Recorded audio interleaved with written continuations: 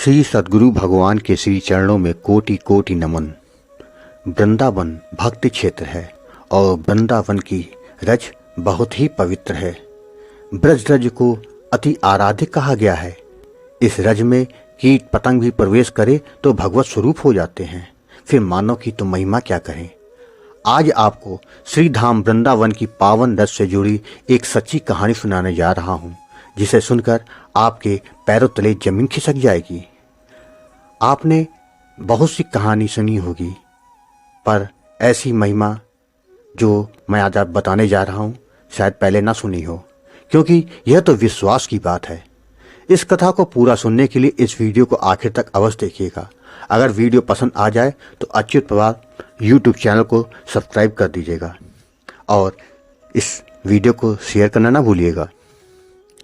करीब 4 वर्ष पूर्व की बात है। मैं अपने परिवार के साथ श्री धाम वृंदावन बांके बिहारी जी के दर्शन करने गया था। जब मैं दर्शन करके बाहर निकला तो उदयपुर के एक भक्त से मेरी मुलाकात हुई। कुछ देर बातचीत के दौरान हमारा परिवार और उनका परिवार आपस में घुल मिल गए।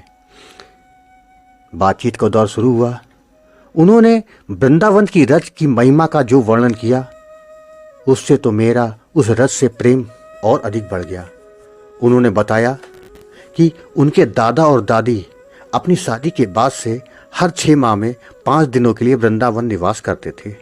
दोनों लोग राधा कृष्ण के भक्त थे। यहाँ रहकर वह सभी मंदिरों के दर्शन करते, संतों के साथ सत्संग करते। वह कहते थे कि उनको बड़ी शांति मिलती है, मन को आनंद मिलता है। दोनों को वृंदावन की रज से विशेष लगाव था। वह घंटों इस रज में बैठे रहते। यही नहीं, वह कभी चप्पल नहीं पहनते थे वृंदावन आकर। उनका कहना था कि जिस रज में मेरे परमात्मा नंगे पांव खेलते हों, वहां चप्पल का क्या काम। यह रज तो बड़े नसीब वालों की मिलती है। देवता भी तरसते हैं इस रज के स्पर्श के लिए। ऐसा करते करते उनको 40 वर्ष बीत गए, पर कभी वृंदावन जाना उनका नहीं छूटा। एक बार 1975 में दादी की तबीयत बहुत ज्यादा खराब हो गई। दादाजी ने उनका काफी इलाज करवाया, किंतु कोई फायदा न हुआ। सब दवाएं बेअसर साबित हो रही थी। बड़े बड़े डॉक्टर को दिखाया, पर कोई फायदा नहीं। उनको अस्पताल में एडमिट करा दिया गया। डॉक्टर ने एक दिन बोल दिया, हमने अपनी तरफ से पूरा प्रयास कर लिया है, किंतु अब इनके पास ज़्यादा समय नहीं है, आगे भगवान की इच्छा। यह सुनकर दादाजी तो बहुत रोए और दादी से कहने लगे, तुमने साथ साथ हर जगह जाने का वादा किया था, किंतु तुम मुझे बीच में छोड़ के अब कहाँ जा रही हो। मैं कैसे जीऊँगा। अरे अगले महीने हमें वृंदावन जाना है। तुम बांके बिहारी के दर्शन किए बिना कैसे जा सकती हो। मैं नहीं रह पाऊंगा। जाएंगे तो दोनों साथ ही जाएंगे, वरना कोई नहीं जाएगा। और दादाजी रो पड़े। उसी दिन दोपहर को दादी ने सोते समय स्वप्न देखा कि दादा और दादी दोनों वृंदावन गए हैं। वहां ब्रज रज में किशोरी जी और कान्हा जी खूब खेल रहे हैं। वे एक दूसरे पर रज फेंक रहे हैं। यह सब देखकर दादी खिलखिला के हंस पड़ी। बगल में दादाजी बैठे थे, वो चौंक गए। उन्होंने दादी से पूछा, क्या हुआ, तुम इतना क्यों हंस रही हो। तुम्हें तो पूरे शरीर में दर्द हो रहा है और तुम हंस रही हो। तो दादी ने हंसते हुए कहा और अपनी सारी बात जो स्वप्न में उन्होंने देखी सब बता दी। उन्होंने दादाजी से कहा, आप घर से ब्रज रज मंगवा लीजिए। दादाजी ने पिताजी को तुरंत घर भेजकर ब्रज की रज, जो कि घर के मंदिर में पूजा स्थल पर रखी थी, उसे मंगवा लिया। पिताजी तुरंत घर गए और रज लेकर दादाजी को दे दिया। दादाजी ने ब्रज की पावन रज दादी के माथे, गले और पेट पर लगा दी और साथ ही थोड़ी रज दादी के मुंह में भी डाल दी। करीब 2-2.5 घंटे के बाद जैसे एकदम चमत्कार हो गया।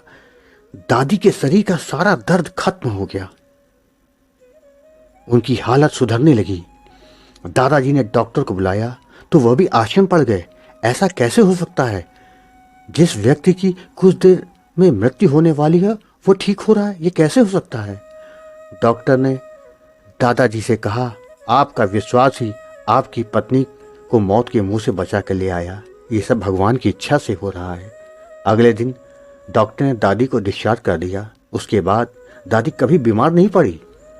अक्टूबर 1982 को दोनों लोग घर पर बैठे ठाकुर जी और किशोरी जी को याद करते करते ब्रजरज को माथे पर लगाकर शरीर छोड़ दिया और गोलोकवासी हो गए। उसी के बाद से मेरे पिताजी और फिर मैं हर 6 माह में एक बार वृंदावन 5 दिनों के लिए जरूर आते हैं। उनकी कृपा से हमारे घर पे सब कुछ मंगल में है। देखा आपने, ब्रजरज तो चमत्कार से भरी हुई है। एक बार विश्वास करके तो देखिए, यह कोई साधारण रज नहीं, मेरे कान्हा के बचपन को अपने में संजोई हुई है, अर्थात साक्षात श्री कृष्ण और किशोरी जी की कृपा है, जो कलिकाल में भक्तों को इस रूप में दर्शन दे रहे हैं। आपको यह सत्य कथा कैसी लगी कमेंट बॉक्स में जरूर बताइएगा, और पसंद आए तो राधे राधे लिखना ना भूलिएगा। राधे राधे राधे राधे राधे राधे।